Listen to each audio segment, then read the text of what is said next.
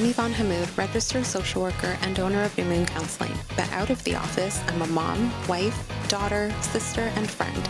Join me each week as I sit with a special guest to discuss everyday things that impact our mental health. We'll be chatting about everything from mental health and relationships to media and current events, as well as personal experiences and reflections, all in the hopes of normalizing our humanness and helping you see that you're not alone. This is Outside the Therapy Room. Hi, everyone. Welcome back to Outside the Therapy Room. Today, Jordan is here with us. Hi, Jordan. Hello. How's your day? Good. Yeah, really good. That's great. You've been on the podcast for season 1, but this is your first time in season 2. So would you introduce yourself to listeners? Yeah. So I'm a therapist here at New Moon, and I work with a fair number of couples and then a lot of individuals as well, and working with individuals who are dealing with relationship issues as well, as we'll kind of talk about later. I'm a musician. I love video games and movies, and I have a dog who I love going for walks with, as well as a wife and 2 kids. Yeah. Oh, that's so great. And I know your husky is so cute. I've gotten a chance to see pictures and he's adorable. Mhm. Um, so as you kind of pointed out, like our conversation today is, I think, something that's very common in my therapy room with my Mhm. clients. A lot of female clients who are asking, like, why do I keep ending in these kinds of relationships? They're Right. starting to kind of notice a pattern in relationships in the past and really getting maybe a little frustrated as to why the same pattern is kind of showing up. And so Mhm. whether it's like, I guess, emotionally unavailable partners, or there's a Mhm. sense of inconsistency in the relationship, these patterns, like I said, can create a lot of frustration, confusion, and a lot of self-blame sometimes. Mm. So Mhm. I thought maybe we could talk a little bit about why these patterns happen in the first place. And I know Mhm. you practice from like an attachment style Yep. lens. So we can kind of maybe understand a little bit like Mhm. why these patterns are happening. Yeah. So yeah, what's your take on it right now? Yeah. Well, I mean, it's interesting. I work with a lot of men, and although I find men talk about relationship patterns, I'm obviously there's exceptions, but often talk about them in different ways. It's like, I kind of feel like maybe I see things on like the other side of what maybe some of your female clients are talking about, right? Hmm. I mean, so yeah, I mean, definitely there's a lot of different types of patterns that can kind of show up in relationships, and it definitely has to do with things like attachment or early relationships with caregivers that kind of influence how we kind of treat ourselves and treat the people around us, and what kind of responses people evoke in us and we evoke in them. So, I mean, being that I work with a lot of couples, I'm always thinking about what both people are kind of bringing to the pattern. So, we'll kind of get more into that as we go here, perhaps. Hmm. Yeah, that's interesting though to see like your perspective from the male clients that you're working with, maybe versus Hmm. like my perspective with some of the female clients that I work with, because I think Hmm. we've probably heard it from both, right? Or Hmm. from all. Like everyone at some point may have wondered, like, there's a pattern that I'm noticing in my relationships and I want it to kind of end, whether that's like platonic friendship Mm. relationships or romantic Yeah. relationships. I think it's common, like even Hmm. just, with some friend groups, it's also like, well, we always end up inviting a friend that there's these patterns that happen. Um, Yeah. so yeah, I guess like, how can someone tell that they're in a relationship pattern rather than maybe having some bad experiences? Right. Yeah. This is a really good question. So, I definitely think that it's like if you think you're in a pattern, you probably are. And then if Yeah. you feel like you can't spot the pattern, then like there might still be one, but you may need kind of some help being able to understand what's going on there. But often, it's certainly like just kind of one-off bad experiences do happen. I'm Hmm. not sure what you find with people, but I often find when something is kind of more of a one-off bad experience, people are often pretty clear on like, okay, I know what went wrong there, Hmm. like, or I know what this person did that made me feel bad, and I know that I don't deserve it, and they're kind of more quick to kind of Mhm. maybe walk away from that or set boundaries or different things like that. Whereas when it is a pattern, it does tend to be this thing that kind of keeps sticking around and can be hard to change. I'd agree. I think when it is that bad experience, exactly as you said, it's, oh, why didn't I see this sooner? Why couldn't I have Mhm. noticed it? Or I need to set boundaries, or even the end of that relationship doesn't feel as heavy. There's a little bit Mhm. more of an awareness and maybe a sense of relief with the end of the relationship. Yeah. But yeah, I agree with you. When it's become a pattern, there can be sometimes what I've noticed is a lot more grief at the end, and sometimes more of Mhm. that grief towards like all of the experiences or towards that person in particular. Yeah. Um, but yeah, I guess like it is, different person, but same same feeling, same kind of Mhm. situations are coming up. And yeah, I think that's sometimes what hits people is like, but this is a brand new person. Why is this pattern kind of happening again? Yeah, for sure. Yeah. What are some common patterns that you notice from like maybe your clients or people in your life when we're talking about like these, maybe like Mhm. quote unquote unhelpful or negative patterns? Mhm. So there's like this big kind of I don't know, like macro pattern that like couples therapists like to kind of use to understand all the different like kind of individual patterns that we see, and the term that we use for it is like pursuer withdrawer or sometimes pursuer distancer. So it's like this Mm, idea that like there's one person, there always seems to be one person in a relationship who tends to be more likely to be the one who says, I'm always the one who brings up date night, or I can't stand when things feel unresolved. So, and I always end up being the one who brings up the difficult conversations to try to find mhm, some sort of resolution. And then the other person very often is like saying things like, I don't understand why my partner can't just trust that I love them without me having to reassure them all the time. Or I don't think there's any point in talking about difficult things when we're emotional. We need to wait until our heads are cool in order to actually make progress on an issue. And maybe you can mhm, already start to see how these two tendencies tend to kind of feed off of each other, right? mhm. Yeah, the pursuer withdrawer. Do you think that that's always, I mean, you said that this is what, therapists like to kind of Yeah. see, but have you always, or I guess, have you ever seen like a withdrawer or pursuer? Yeah, it can happen. It's certainly less common, and so usually when you see when there's a withdrawer, we tend to like when you dig into the history, you tend to find out that one of them used to be kind of more the pursuer, and they just got burnt out on pursuing, and so Mm, now as a way of kind of like kind of protecting themselves, they kind of start to take on that more withdrawer perspective, but they yeah. don't feel good about it. They're like, this is kind of like what I have to do to like not Mm, be pulling my hair out, but I don't actually like this isn't actually how I like would prefer to be handling things.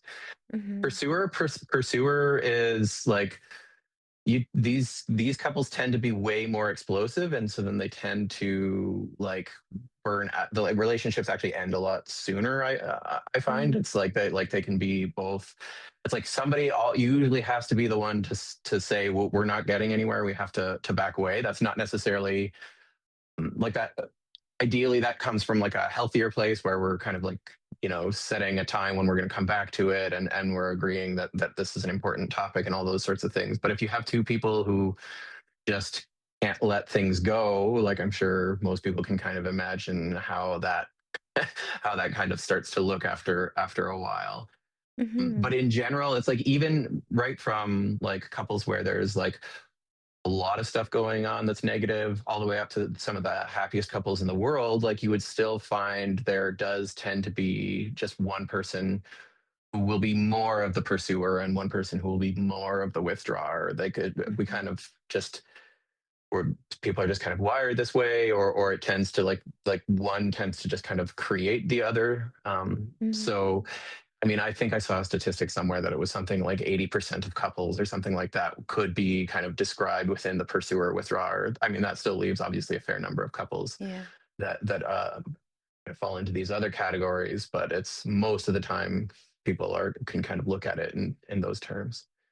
Yeah, and I think like looking at it as a pursuer withdrawer also touches into, or I guess gives us an understanding as to some of the common patterns that show up, which is like, Mhm. something I've often heard is like, I'm maybe like the pattern is emotionally unavailable partners, or Yeah. partners who can't communicate consistently or can't Mhm. communicate emotionally at all, or there's a lot of Mhm. like the feeling anxious in the relationship, like I'm constantly chasing my partner, so being Yeah. the pursuer. Yeah. And so even in those, there's already kind Mhm. of like, you can imagine a dynamic of that withdrawer person, emotionally unavailable partner. Well, Mhm. somebody is withdrawing and the other one is maybe trying to pursue more of like an emotional connection with that person, and same with the Yeah. inconsistent communication. So that makes a lot of sense. Yeah, and I think it's also important to keep in mind that I mean, there are different types of pursuers and withdrawers, but there's actually, in my experience, it feels like there's almost more variation in terms of what a withdrawer will look like, because you'll have a withdrawer Mm, who like gives the silent treatment, or they mm, just always shut down when there starts to be conflict.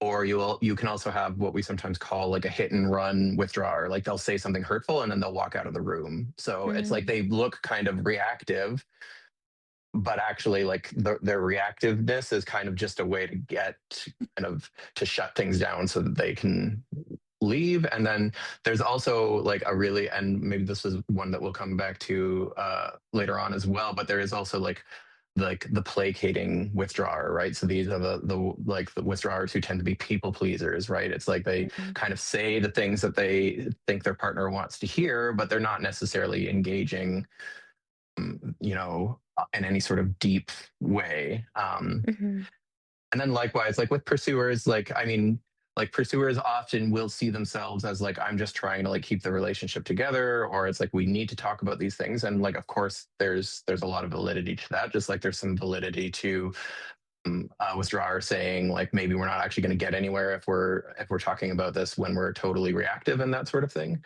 mhm, I think but it's important to acknowledge too that for the withdrawers, like often experience their pursuing partner as being very mean and very critical at times like this, and that tends to just trigger more of that sense of conflict is dangerous. I need to avoid it at all costs. mhm. Yeah, conflict is really uncomfortable for a lot of people, and sometimes that Mm. can it does impact the relationship a lot. Yeah. But yeah, why do you think though these patterns happen? I've heard from like some of my clients and people in my life of like, this is my type. I'm just attracted to these types of people. Mm. But why do you think that happens? Why do you think people like keep choosing similar patterns in the relationships, knowing that maybe they're not going to work out? Yeah. It can sometimes be tough to say. I mean, part of it too is that like there's only so many like types out there, right? I mean, so we've kind of Yeah. touched on the gender thing a little bit. Like these things are not like strictly defined by gender roles. Hmm. Like you can have female withdrawers and you can have male pursuers, but it does tend to be more common that you have a female with a pursuer and a male withdrawer. So that can be part of it. Like, and I think a lot of this does have to do with like not necessarily something biological, but something about the way we kind of socialize women to like you're supposed to talk about your feelings, and men you're not supposed to talk about your feelings, and so that kind of feeds into this. So there's probably just not, a lot of kind of if you're someone who really values emotional availability, there might not actually be that many emotionally like truly emotionally available partners out there. Yeah, I can find too like it. People sometimes need to think about how it is that they're meeting people, right? I mean, so things like substance issues can be something that kind of factors into this pursue withdraw cycle too. Often, like the a withdrawer will use substances to kind of like numb out from the pain that they kind of experience in when there's tension.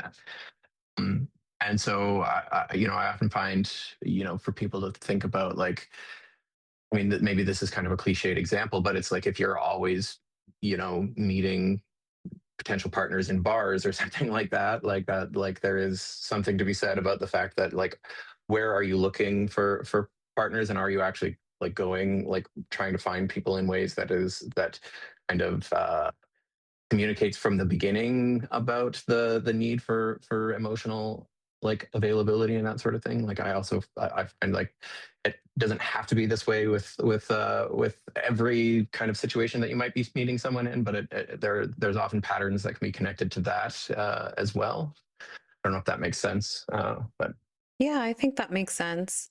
I also think maybe, yes, obviously, like where people are meeting potential partners mhm, obviously has an impact. But I'm curious, and we touched a little bit on this at the beginning, if attachment mhm, styles are maybe mixed up in the selection of a mhm. partner, and maybe a partner that kind of Yeah. repeats, or partners that repeat these patterns. What are your thoughts?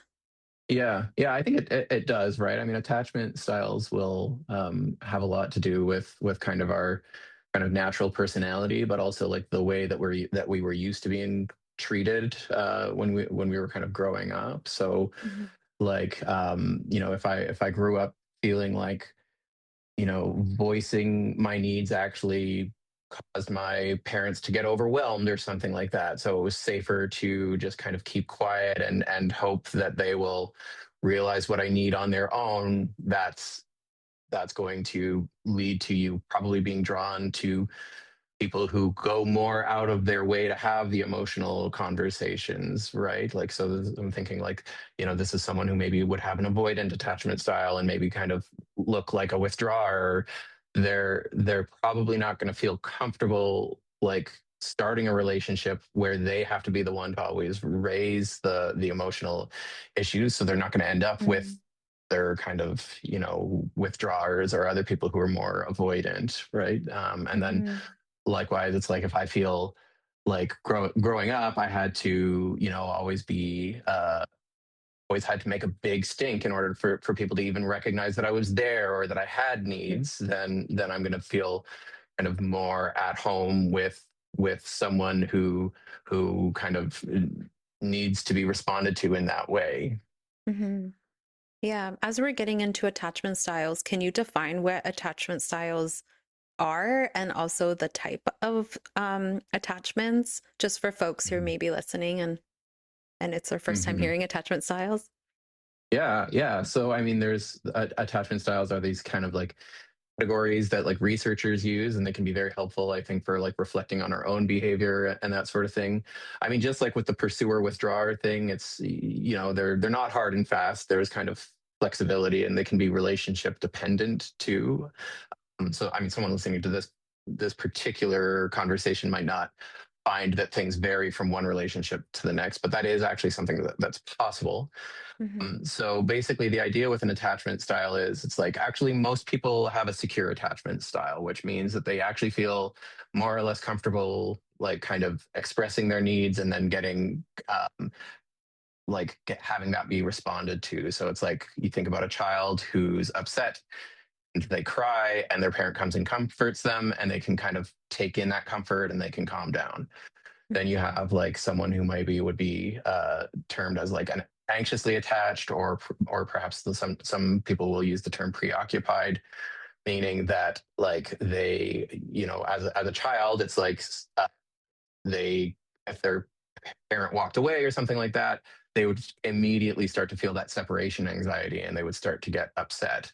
And it's like maybe when the parent comes back, they can calm them down. It might take some time, but they can kind of be calmed down if they actually feel like the presence of the parent coming back and kind of reassuring them.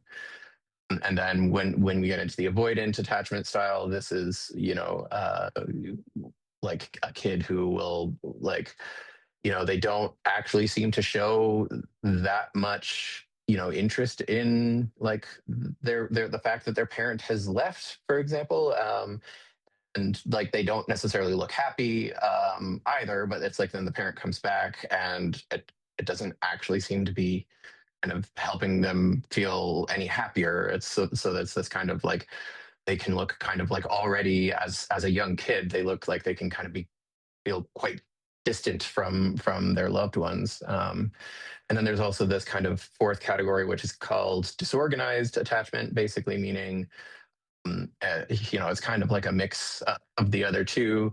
It's like Mhm. they get upset when the parent leaves, and then they actually sometimes get even more upset when the parent comes back.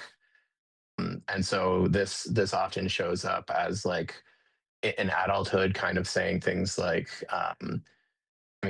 there's actually this book that has to do with borderline personality disorder. Other, I'm not sure if you've heard of it. It's called "I Hate You, Don't Leave Me." Mhm. It's something like that. It's this Yeah. idea. It's like I'm really mad at you when you're here, but actually the last thing I want is for you to leave. And so like Mhm. these people like this can kind of look like they're upset with the state of the relationship no matter what. Yeah. Yeah, and I think like with attachment styles, a lot of these, end up kind of showing back up in adult relationships, and so then we Absolutely. can form these types of styles to our relationships. And as you pointed out, I Hmm. think it also varies with relationships. We can feel, Hmm. an anxious attachment style to a friend or to Hmm. a colleague at work or with a romantic partner. It really does kind of, it's not just for romantic relationships, but I think within attachment styles too, something that you kind of touched on is the familiarity. So Hmm. even though maybe, again, like what's familiar to them isn't necessarily like quote unquote healthy, and they might be aware of that, the familiarity Hmm. still can create a sense of safety. Do you think that that is a pattern that can sometimes show up and maybe cause these, relationships where we're then left with like, oh, why didn't I see this before? Or kind of maybe we're feeling an attraction to folks that we feel like are familiar, and then they end up not working out. Yeah, I definitely do think that can be a thing. Like there is something about familiar feeling safer than unfamiliar for Mm-hmm. sure, right? Like, and that can kind of manifest as being more drawn to people who kind of these kind of familiar who demonstrate these kind of familiar patterns that we're kind Mm-hmm. of used to getting from other people. Yeah. How much do you think our nervous system plays into maybe like who we're attracted to or who we choose to be in a relationship with? Or do you Uh, think that it well, connects? yeah, I mean, I think it's yeah. I guess it's probably all of it. Yeah. Like I guess yeah. There's not yeah. I'm not sure what else kind of does factor in aside from the nervous system in a way, right? Hmm. Mm. Yeah. Yeah. I mean, I think there's also something here about like with when it comes to these sort of like attachment style things. There's a lot of it has to do with like how we treat ourselves too. Like I think Yeah. that like often the ways that we've treated ourselves kind of are kind of like a continuation of these things that happened when we were growing up, and so Hmm. it can either be kind of like an internalizing of how our caregivers treated us, or it can be like this is what I had to do in order to get my needs met in my family, or this is what I had to do to cope with the fact that my needs weren't getting met. And then Hmm. it's like, you get into this place where if this is how you treat yourself, it actually will say a lot about what you're going to tolerate from how other people Hmm. treat you. I think a lot of people kind of fantasize about having a partner who treats them better than they treat themselves. In my experience, it doesn't work that way, right? Hmm. Yeah. But I think you're right. There's a lot of these beliefs, right? Like I have to like, and again, these beliefs can come from childhood sometimes, but it's like I have to earn love. And so sometimes Hmm. putting themselves in situations for a longer period of time than maybe they Hmm. should have or they would have. So there are a lot of like these beliefs or these Hmm. yeah, kind of like relationship that they have with themselves that then can just Hmm. cause them to kind of be in these patterns in terms of like their dating experience. Yeah. um I think yeah. another belief too that I've noticed can be this kind of sense of like I'm responsible for this other person. So it's like Yeah. maybe you grew up in a house where you were like you were your one of your parents like confidant, right? So you were this kind of like Mm-hmm. emotionally supportive presence for one of your parents in a way that was like maybe kind of inappropriate for the kind of the roles and the stage that you were in. But you can kind of internalize this sense of like I'm responsible for other people's well-being. Then you Mhm. can kind of get into a relationship in the future as an adult where it's like this is part of how you are approaching life. It's like you feel this sense of responsibility for other people's emotional well-being, and now you're with this partner who doesn't seem to talk about their feelings very much. And like maybe that's a problem, but also like maybe there's like you have this kind of sense that in order to deal with your feelings you have to talk about them in a certain way, and then now it's my job to make sure that you're talking Mhm. about your feelings. So it's like it's one thing when it's Mhm. like I need to hear what you feel about the relationship so that I know where I stand with you, but it could also be Yeah. like it could kind of branch into this maybe sense of over responsibility where it's just like actually need you to talk about how stressed you are at work with me, because otherwise I'm worried you're going to get overwhelmed and I won't know like how you're actually doing with your work stress, and I feel responsible for making sure you're like doing a good job of like processing your work stress or something like that. And that might Mhm. not actually be helpful in the context of the relationship, because you might the like it could be, but it also might be the case that the partner has their own ways of dealing with the work stress that doesn't involve processing it with their partner. And even if it's not the case, it's like it doesn't necessarily mean it's your responsibility. Just because they're not talking about it doesn't mean it has to be your job to make them talk about it. Mhm. Yeah.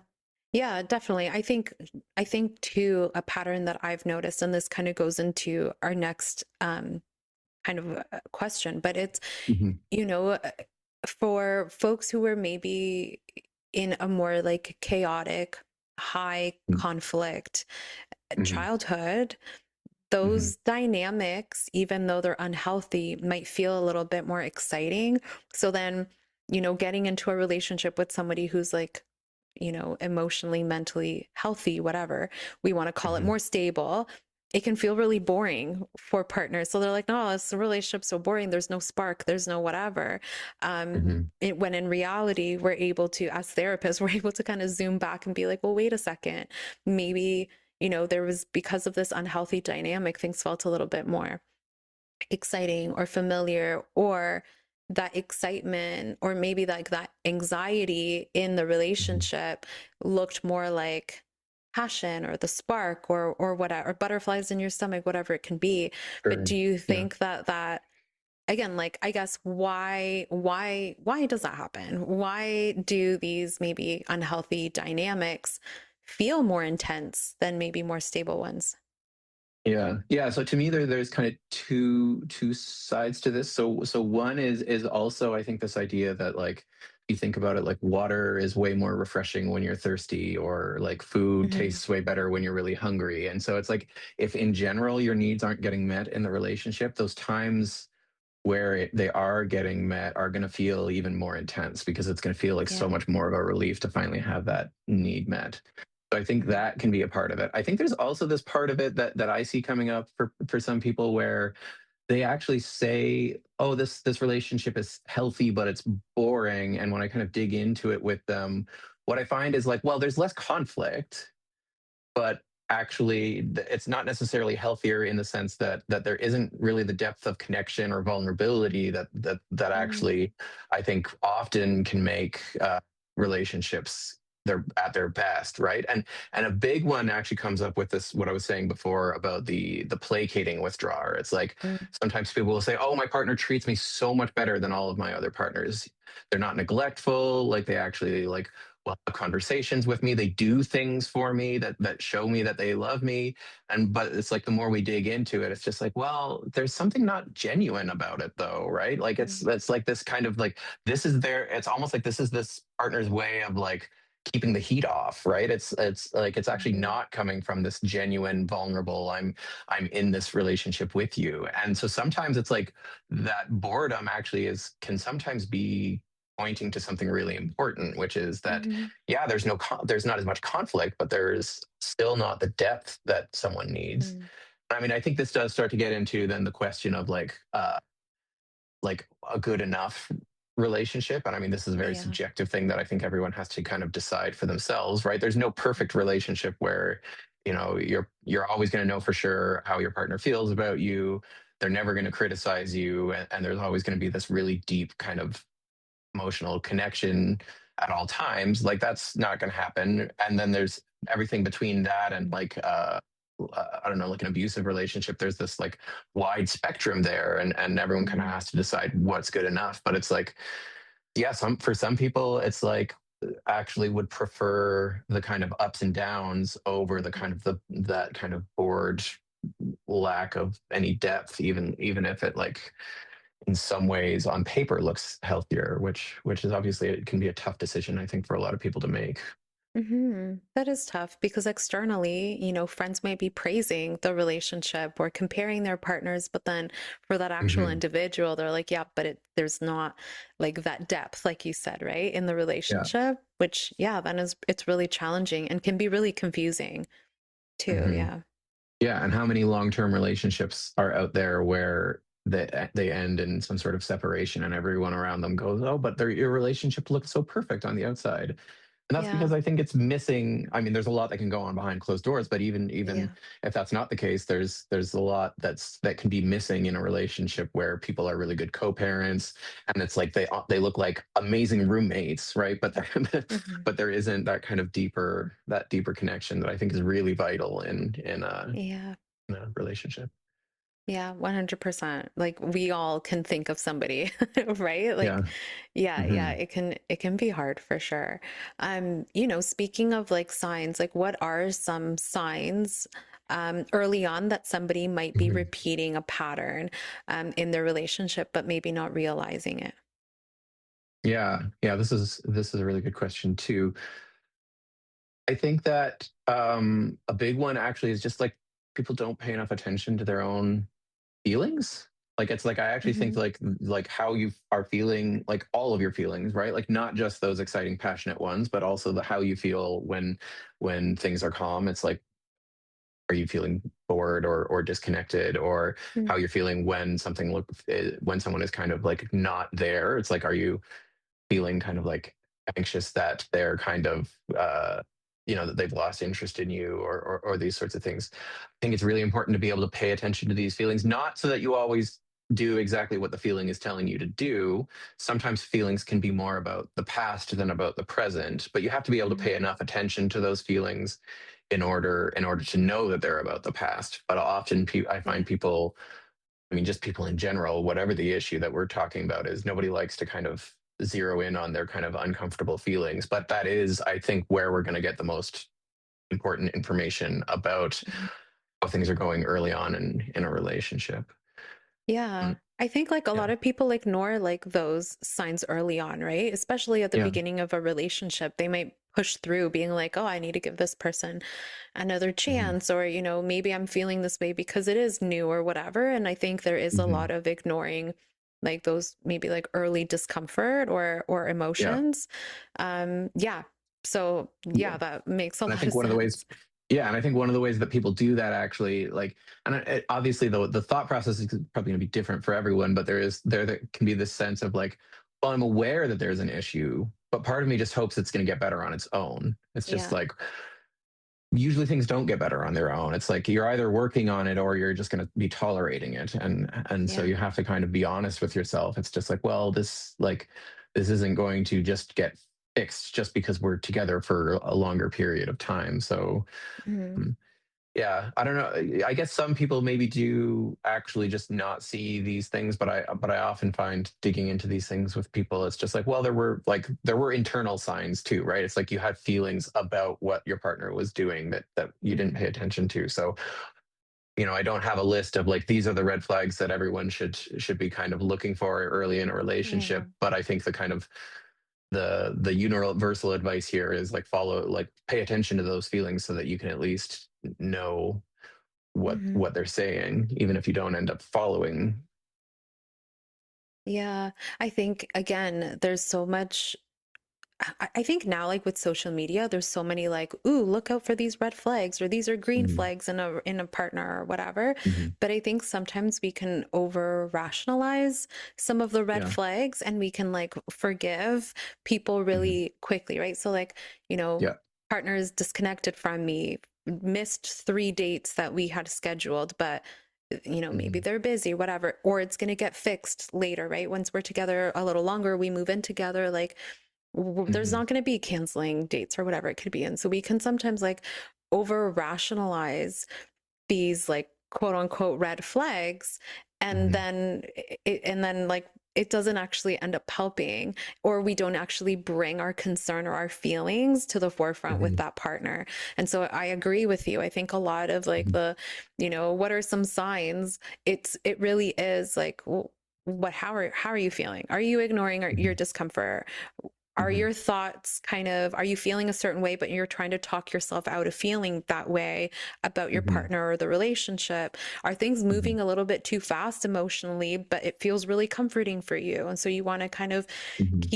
keep going into that relationship. Or maybe, like I said, sometimes we can confuse anxiety for excitement, or excitement for like vice versa.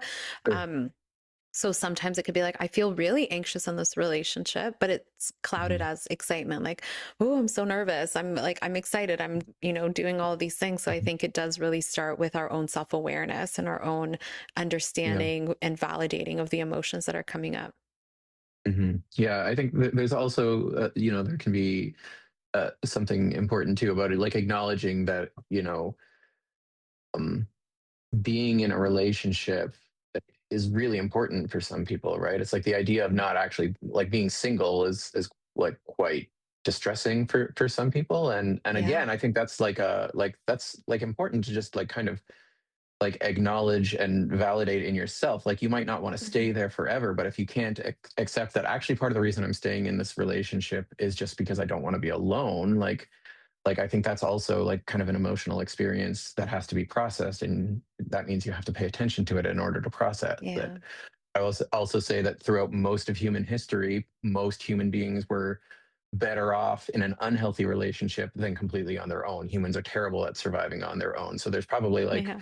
good reasons why we're drawn to like I would rather have someone around who's mistreating me than not have anyone around at all. Yeah. Yeah. Yeah, it can be. And I think too, like our body sometimes knows before our mind catches up with it. So like, Hmm. Hmm. yeah. Yeah. Oh, I guess like, moving into that, how can someone learn to trust their instincts more when things are feeling off? Because like I said, there could be a lot of like convincing Hmm. ourselves that something is working, maybe a lot longer than what it maybe needed to. And I can speak to this Hmm. more so in like friendships, right? Like sometimes in Yeah. friendships, we can make a lot of it, and I don't want to say like excuses, but like, we Hmm. maybe over rationalize the mistreatment or the disconnection or the lack of effort that a friend is making for us. Hmm. But we sit with that a little bit longer than Yeah. maybe we need to, instead of trusting that intuition of like, oh, maybe this relationship is just not what it used to be, or really holding on to the relationship because of the history around it. So yeah, how can folks maybe listen to their bodies or to their intuition a little bit more? Hmm. This is where I often work with individuals on this idea of being able to kind of get in touch of like with what do I need from myself in this situation? Because very often, like going back to what I was just saying about this idea of like I'd rather be with in an unhealthy relationship than in no relationship at all. I think having this sense of like, okay, there can be something,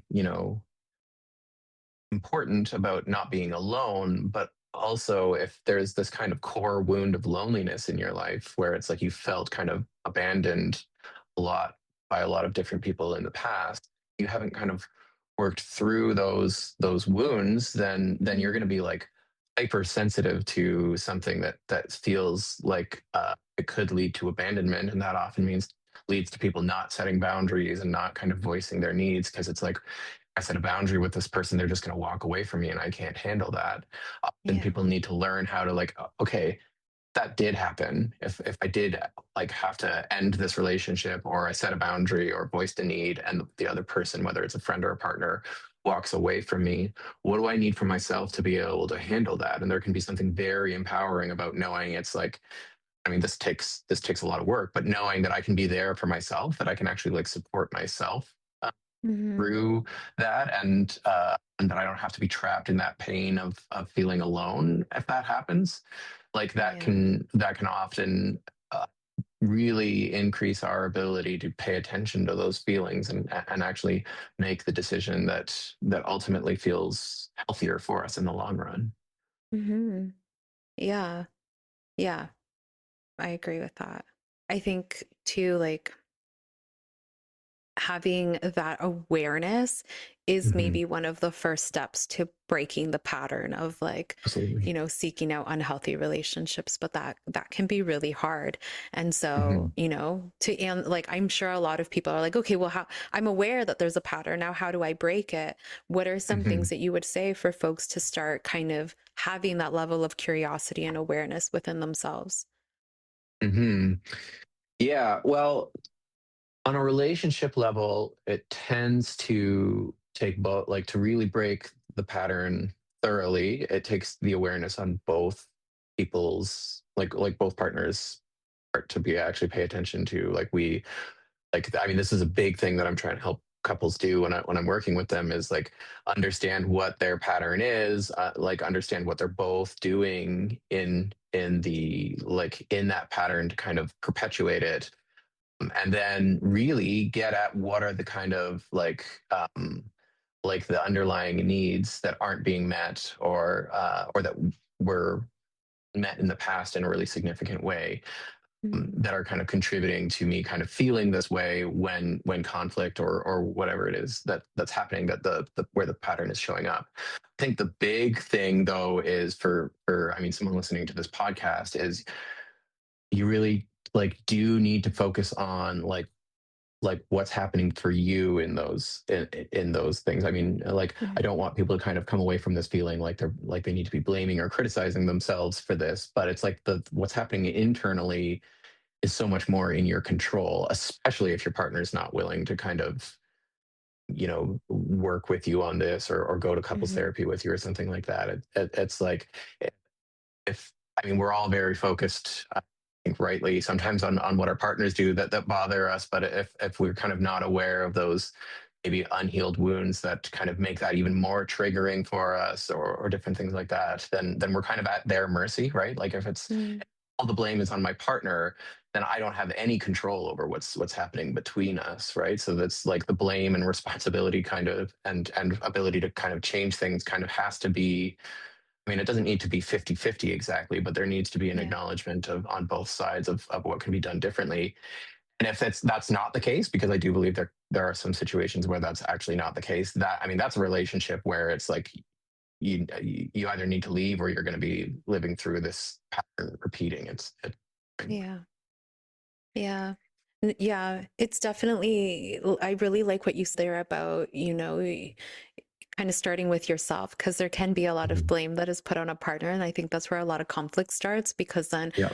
that partner's feeling not good enough, or always kind of feeling like they're being told what to do or what they're lacking and doing. And Yeah. then that can sometimes build up a lot of emotions underneath. And if it's not a type of relationship where people are communicating about their emotions, then it kind of just stays there and it's going to kind of Hmm. continue to bring up these patterns. But for, that was like in a relationship, but for folks who are maybe out of a relationship, are single, maybe have ended a relationship, and are able to kind of reflect back and notice patterns between their former partners, Hmm. what would you kind of suggest to them, apart from like awareness, so that they can break the pattern in a new relationship? Hmm. So yeah, I mean, I think a lot of this comes back to paying attention to the feelings. I think like awareness is very Yeah. important. I know you said kind of like outside of a relationship. I want to mention too, like it's like working on these things near the end of a relationship can also be valuable too. And I'll say about more. Maybe I'll say more about that a little bit later. Mhm. But yeah, it's like really pay like attention to those feelings, those unresolved wounds that I was talking about. If we're not kind of conscious of like, yeah, I mean, what's the kind of like the core pain in my life? Like what is the kind of painful feelings that kind of seem to keep coming up in a lot of different situations? Mhm. Then like it can be really hard actually to make different decisions if we're not kind of working on those things. So I mean, I Mhm. definitely think it's a good idea to seek therapy, or really focus on those sorts of things. With in your kind of personal reflection, or different things like that. Mhm. Like the curiosity, like just being curious over your like Yeah. your things that are coming up. Yeah. Yeah. Yeah. Yeah. It's like, why, why am I so sensitive to this thing or something like that? Right. It's like, Mhm. if, every time I'm in a relationship and partner doesn't text me back right away, it's just like part of that could be because like that's the my feeling of getting upset about that is like telling me really important information about how unavailable this person is. But actually Mhm. sometimes it can be that like, well, like there really is something about feeling abandoned that kind of keeps coming up for me in a lot of like, whether it's with partners or friends, or so like sometimes these things will even like come up at work. It's just like I have to be perfect at work or I'll Mm. get rejected work. So it's like if there are these kind of themes across different areas of your life, it's like that can be a big clue about something that's going to be like affecting something that's so important, like your romantic relationships. Mhm. Mhm. Yeah, I think also like, once we start getting curious and we're being able to kind of reflect on what's coming up for us, how we're feeling about these things, that's when Mhm. boundaries can also be introduced of like, Mhm. okay, what boundaries do we maybe need to set in relationships early, or even if it's an existing relationship that you're in, it's like, okay, well, what boundaries do I need to set with myself or with my partner to kind of Mhm. allow things to like be in a place that feels a little bit safer, Yeah. or more comfortable. What are some like practical steps that people can maybe, we've mentioned a couple, be aware, be Mhm. like Mhm. curious with yourself. But what are some other, like maybe two other things that that client or the listeners can Yeah. maybe start doing? Yeah, yeah. I mean, again, I will say it's like therapy is of course like a really really good idea. And again, even if you Mm-hmm. aren't sure that you want to stay in a relationship, actually, like couples therapy can be a really powerful way of kind of getting at what it is that you keep bringing. Like, so sometimes Mm-hmm. something that couple therapists will say when people aren't sure is just like, well, if whatever you're bringing to the table here, you will likely bring to future relationships. So even if this work Yeah. doesn't kind of doesn't actually save this relationship, you'll both be better off in future relationships for having done this work. Mm-hmm. And then outside of that, I mean, a big kind of like way of reflecting on this that I would kind of encourage people to consider would be to kind of like looking at like fights that stick out in your memory, or kind of moments of disconnection, or whatever it is that stick Mm-hmm. out in your memory. Like, so these are the things that are kind of symbolize the types of patterns that you get into, and you want to kind of ask yourself like, I mean, like these kind of three questions of like, what did I feel? Sorry, I wrote this down because I wanted to make sure I um, got to this. So, what are you feeling? What did you do, and what did you need? Right. Okay. Mm-hmm. And then you want to make sure that you're actually answering these questions on a fairly deep level. So like saying like, I felt frustrated, um, you know, because my partner left the cap off the toothpaste or something like that. And then what I needed was, and so then I kind of, asked my partner to like try to remember to do these things, and what I needed was for them to like remember to do the things that I've asked them to do. Right. Okay. So Mm-hmm. this kind of answers the questions that I'm talking about, but it's missing some really important information. So like a deeper answer to this might be something like, I felt so disregarded when I saw that the cap was Mm-hmm. off the toothpaste, because it seems like my partner doesn't listen to me or care about my feelings. What I really needed to know was that even though my partner has a million things on their plate, that how I feel is still a high priority to them, right? So it's like, this is a much Yeah. deeper answer to that question. And the result of that might be like, well, a lot of the partners that I'm with maybe don't have the capacity to like show me that I'm a priority when they're overwhelmed. And so then that then becomes like a way of thinking about future relationships too. It's like, okay, with this person, they don't have to be perfect, but it's like when they've got a lot going on, it's like, can they still in a genuine way tell me how much they care about me? I mean, this is like, this is what makes relationships survive stressful situations, is we can still show each other that we love each other, even if we can't do all the things that we do when we're not kind of pulled in a lot of different directions. Hmm. So yeah, hopefully that kind of gives people a sense of like some ways of actually kind of working on this on their own.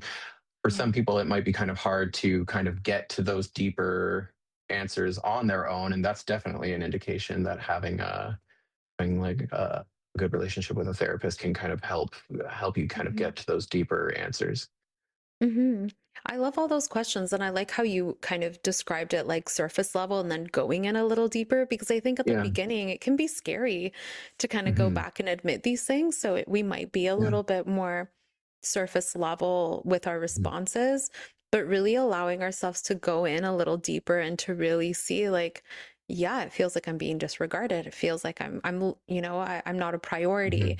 Hmm. But Hmm. yeah, when we go back and kind of reflect on, fights or disagreements or whatever, we're doing so in a helpful way, not or in a curious way, not in a Yes. self-critical way. So yeah, Yes. so like to what you said, for folks listening, like go Hmm. back, you're not saying like, oh, I was so mean or I said this thing or I'm such an awful Yeah. person. We're just going back to get what you said, right? Like Hmm. what happened, what did I do, and then what did I need in that moment, because we are using it as a form of curiosity to help us Hmm. understand these things and what we're actually needing and wanting, Hmm. not to go back and just like attack ourselves for how we responded to a situation. Absolutely. So, yeah. Yeah. Yeah. Absolutely. Yeah. I mean, generally, people have good reasons why they responded the way they did. It's like Hmm. this kind of act of reflection helps us. I mean, sometimes the phrase I will use with people is like, "You're doing your best, but we're trying to make your best better." Right? Like Yeah. we want to kind of learn from these things through this reflection, which is something that we can do. Right? And that's really important. Hmm. Yeah. What's like one last takeaway that you would share for our listeners, whether they're maybe outside of a like single right now and just reflecting back on, previous relationships and seeing a pattern, or for folks who are currently in relationships and noticing Hmm. that some of these patterns are continuing to come up in their relationship? Hmm. Yeah, I mean, I think like a big takeaway, I think that would be helpful for people would be like, I mean, we talk about kind of healthy and unhealthy or helpful and unhelpful, but I think that like what really matters here is the needs. It's like we all have Yeah. needs in relationships, and I believe all human beings are entitled to have their needs met in their relationships. Some needs we Hmm. do have to kind of process and let go of, but by and large, it's like when we talk about is this relationship healthy, we're talking about is it are both partners getting their needs met in a good enough way, right? It's not about again not Yeah. about being perfect, but and that really does ultimately become a very kind of personal question. It's just like, well, in this relationship, are my needs being met in a good enough way? And Hmm. everybody kind of gets to decide that for themselves. Hmm. Yeah, and I think needs are so important. I mean, we could have a whole episode on like our needs, because I Hmm. think a lot of the times when I've had couples in sessions, it would be, you know, trying to identify the need in an argument, Hmm. because it could be exactly what you pointed out, right? Like the cap Yeah. wasn't on the toothpaste, or the sock is on the floor again, or, the Hmm. dish was left on the counter, not in the like in the sink. And it's all Yeah. these little things. And we can sometimes go back and be like, oh, it was such a stupid fight. But really, a need Hmm. wasn't being met, or a need Hmm. was, not being noticed or aware of. And so Yeah. a lot of the fights that come up are how we can end up communicating these things with our partner. It can help us kind of identify exactly what our need was at that time, and then we have the Hmm. words to be able to communicate what that need was that was maybe lacking in the moment with our partner, with our friend, with whoever. But Hmm. yeah, I think, yeah, definitely the needs is a big focus. Yeah. Yeah. Yeah. And I use the kind of cap off the toothpaste example on purpose because Yeah. it is actually these things that look small on paper, right? Yeah. Like every couple I see says, yeah, the things our biggest fights start over these things that seem small on Mm-hmm. paper. And that is Mm-hmm. because there are these underlying needs that are kind of getting activated. Yeah. Yeah. Well, thank you so much, Jordan. I think this was so informative. We got to learn a lot about being curious with ourselves and identifying our needs, and also a little bit on attachment. Mhm. But yeah, this was so great. Thank you so much for being here. Yeah, thanks for having me on. Jordan, you are accepting new clients right now. Is that right? Yep. Yep. So, Jordan, as you mentioned in the beginning, Jordan works with couples and individuals. And so, Mhm. if you're kind of finding that you're feeling this way, whether you're in a relationship or currently not in a romantic relationship, then Jordan can definitely be somebody who can support you. We'll have more information on Jordan in our show notes. But yeah, thanks again for being here. And everyone, make sure to follow us on Outside the Therapy Room Pod on social media. And we will see you next time. Bye. Thank you for listening to Outside the Therapy Room. This podcast is intended for educational and entertainment purposes only. If you reside in Ontario and are interested in working with one of our therapists, please visit our website in the show notes. If you reside outside of Ontario, a quick Google search or search through Psychology Today will help you find a therapist near you.